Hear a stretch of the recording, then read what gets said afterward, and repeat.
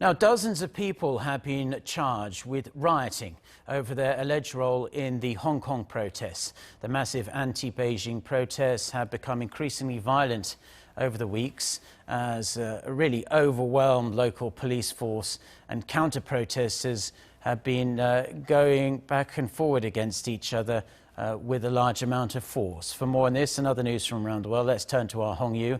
So tell us about these people who have been charged and just exactly how the other protesters reacted to the news. Well, Mark, those charged are just a tiny portion of the hundreds of thousands of pro-democracy protesters that gather every weekend in Hong Kong to demand a complete withdrawal of the now suspended extradition bill. But they marched beyond the authorized demonstration zone to the city center, where the protests became illegal and led to violent clashes with riot police. Among the 44 arrested were an airline pilot, a teacher, a nurse, and even a 16-year-old girl. Hearing they could face up to 10 years in prison if convicted, hundreds of people gathered outside the Connyoung police station to demand the detained protesters' release.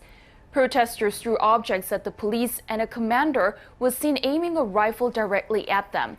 The arrested protesters were released on bail on Wednesday on the condition of a curfew, and they have to report to the police every week. Even more protesters could be arrested in coming days as the police have started an active investigation.